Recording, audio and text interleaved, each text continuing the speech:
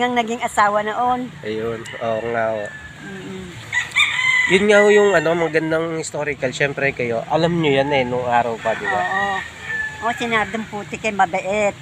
Sabi noon, ayaw niya ng taong magnanakaw. Ang magnanakaw dito ng araw, uso na kawan ng kalabaw, di ba? Oo. Ngayon, ipapahabol kay Nardong Putik.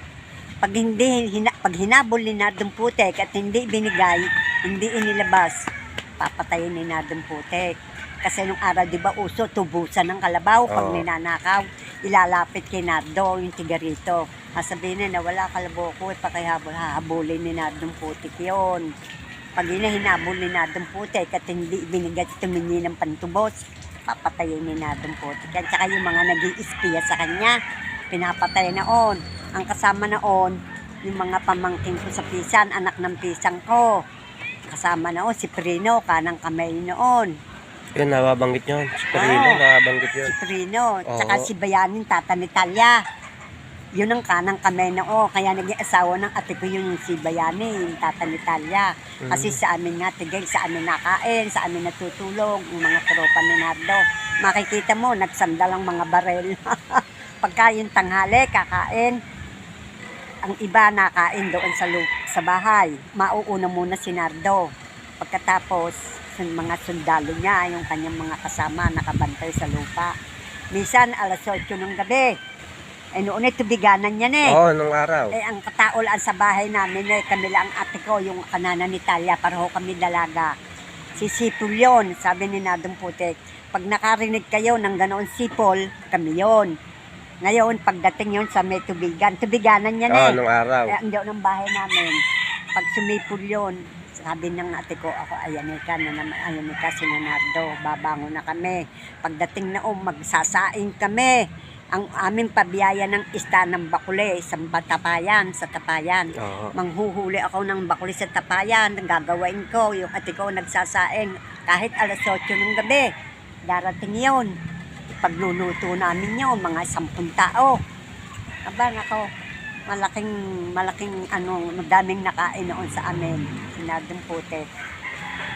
Pero mabait talaga si Nardo. Pero mabait si Nardong Putik. Talaga natulong nun. Pag sa'yo tumigil si Nardong Putik, hindi ka gagalawin, hindi ka nanakawan ng kalabaw, tsaka nawala magnanakaw na takot si Nardo. Nung araw. Ang galit si Nardo sa mga lalaking nare-rape ng babae, yung nangangagaw ng babae na ayaw ng babae ay inaagaw. Ang babae pag ayaw sa iyo, wag mong pipilitin. Yun, at saka yung magnanakaw, ayaw siya. Ayan, nung sinadong Putik na andito, walang nagnanakaw. Nang matay yun, ang daming nag-iyakan tiga rito. Aba, halos sa tiga rito, nakipaglibing sa Marinas. At ang tao daw naman ang mamatay yun, napakadami. Pasan ng tao, sinadong Putik, pasan. Hindi sinakay sa karo. Pero ang tutusin, talaga hindi namatay sa baril, di ba? Napakaraming no? Hindi talaga namatay sa baril, no? Sa pukpok, no? Pinukpok yun, tinaraidor. Di ba? Kasi ang mga pulis kaibigan niya doon sa palamitan. Parang nilansi siya. Pinainom yung kanyang iniinom, nilagyan daw ng pampatulog ng mga pulis. Pagkatapos, pinukpok ang sabi yung barang may barel, akala may babarilin daw si Nardong Putik yata sa pulis. Sabi lang yung palabas. Pero ang pumatay talaga doon, pinukpok muna.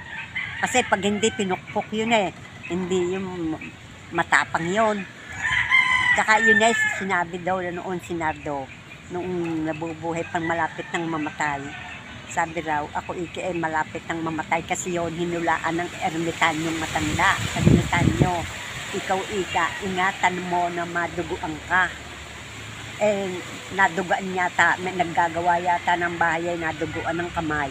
Ingatan mo na ikaw maduguan. Pag ikaw naduguan, di oras ng kamatayan mo. Naggagawa yata ng bahay na parang nabaksakan yata ng kahoy ang ulo. Naduguan siya. Yun nga. Namatay. Pero yung anting-anting noon ay nakita mo? Mandaming anting-anting noon, tsaka yung tata ni Talia. Pagka yung mahal na araw, ilalagay ng tata ni Talia sa isang tasang puti. Krus yun ha. Ilalagay doon. Titisaan ng kalamansi. Makikita namin, sabi, huwag nyo ilangit ang hihipuin, panoodin nyo. Ikot ng ikot ang krus sa taas ng puti. Huwag nyo ikang hihipuin. Kalamansi ang Sa ginagamit? kalamansi, pinisa. Parang yun ang pakain nila. Mm. Mahal na araw, yun ang pakain. Ikot ng ikot, ikot ng ikot.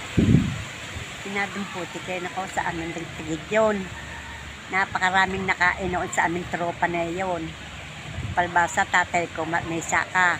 Ngayon, ito namang nauso yung mga sundalo, BCT. Oo. Dahil nga, mahigpit kayo na dumputi, kinuhuli. Na lamang sa amin nagtitigil, hinuli tatay ko ng PC sundalo, dinala sa Terero. Sabi, Ikoro, ika, nagkukup-kup ika doon kay Nardong Putik, sabi sa tatay ko. Ang sabi naman ng tatay ko, maganda, sagot ang tatay ko. Napunta lang ho ika sa amin at nahingi ng pagkain. Oo. Kung di ho ika namin bigyan yun, di papatayin kami noon. Abe, bibigyan ho ika namin ng pagkain, hindi ika namin kinukup-kup, humihingi ng pagkain. Di inalpasan ng tatay ko sa Tahero. Oo. Dahil nga ang sabi niya, siya nagkukup-kup kay Nardo. Hindi ko ho ika namin kinukup-kup yun, napunta lang ho ika at nahingi ng pagkain. Pag yun ho ikay dumating, magpapaluto ika sa amin ng pagkain nyo, ipagluluto namin, kakain. Pagkakain naman ika noon, alisa na. Kung hindi naman ika namin pakainin, kung kami patayin noon. Pero talagang si Nardon, nung araw talagang Ha? di tinatabla ng bala? Pero mabait si Nardo, mabait. Pero talagang di tinatabla ng bala, no? Nay? Ha? Hindi tinatablan Hindi talaga. nga raw. Yun binibida nila. Sila nagbibida. Oo. Mahigpit yata ang huli yung mga PC, sundalo noong mga Oo. BCT. Nagbaon sila sa putek.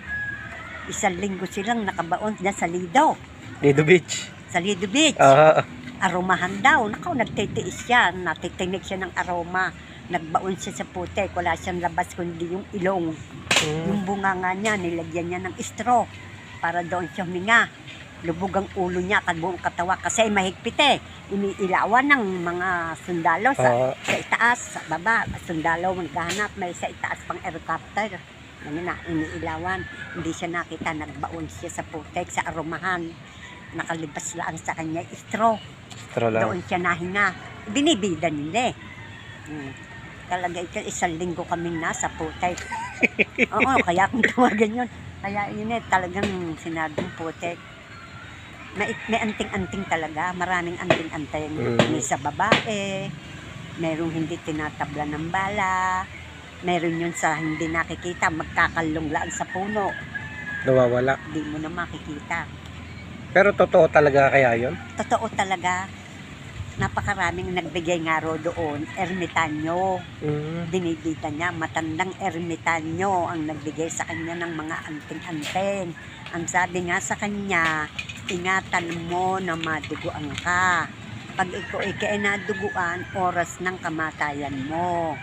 Totoo nga raw. Yun nga. Kaya nung malapit nang mamatay, sinabi niya, mamamatay ika ako, naduguan na ika kami ko. Malapit na ika ang aking Nagsabi yata yun sa mga kasama. Nakita niya yung pangitain. Pero nung namatay yun, daming umiyak. Aba, napakadaming nakipaglibing. Dito lang, halos ang tao rito nakipaglibing doon sa Mariñas. Ang tatay ko, mga ate ko, kuya ko, nakipaglibing doon sa Mariñas. Nakaw, ang tao rong nakipaglibing. Napakadami. Daig pa ika, presidente. Basta dami ng tao. Hindi na sinakay sa karo. Pasan yung talaga? kabaong ng hali-halilay ang mga hindi sinakay sa karo. Talaga ang tao na tulong sa pagbuhat kay Nardo. At ang dami raw nag-iiyakan. Kasi si Nardo ng buhay, napakabait, napakatulungan. Kung ikaw wala kang, halimbawa, magpapakasal ka, wala kang iyahanda, magsabi ka kay Nardo, tutulungan ka. Halimbawa, may sakit, wala kang ipagpadoktor, lumapit ka, wala akong ipagpadoktor bibigyan ka ng pera. Napakabait ni Nardo. Hindi sasabihin ko panaguan loko. Yon hindi maari yung mga babae ay babastusin. Isumbong mo kay Nardo, papatayin ni Nardo. ayaw na ayaw si Nardo, yung si ispiya mo. Oo. Eh, di ba yun may pinatay dyan na una araw May pinatay yun, dinala sa ilat, may ilat dyan na una. Doon. Kalagkad, ginapos. Dahil nag-ispiya sa kanya. Talagang yung bang nagtutucho kung nasaan sila, nalaan na siya ay nagtutucho. Kinidnap yun, dinukot. Kinalagkad yan. Nakikita namin ay kalagkad Nakagapos. Bago pagdating sa ilat, pinatay. Loko nga Kaya dito sa amin ng mga tao, kinukup-kup pa si Nardo. Kinukup-kup. Talaga. Ewan ko doon sa inyo kung kinukup-kup si Nardo. Ano kasi marami yung Marami pa rin doon, ispiye. maraming kwento Maraming kwento. na okay, meron ding hindi. Yung mga syempre, mga pamilya na siguro. Mm-mm. Kaya gano'n. Pero mas marami yung higit na nakikilala. Ang naging asawa noon si Bating. Oo. Kilala mo ba si Ay, Bating? nandyan na sa Bakaw. Yung naging asawa tiga Ilayang si Damaso Balo. Doon nakilala yun ni Nardong Putek. Eh, di ba may anak nga si Nardo dyan? Ha? May anak. May anak na Oo. si Nardo. Pata? Pata? Oo. Itong pata. Pata ng baboy. Putulin muna natin.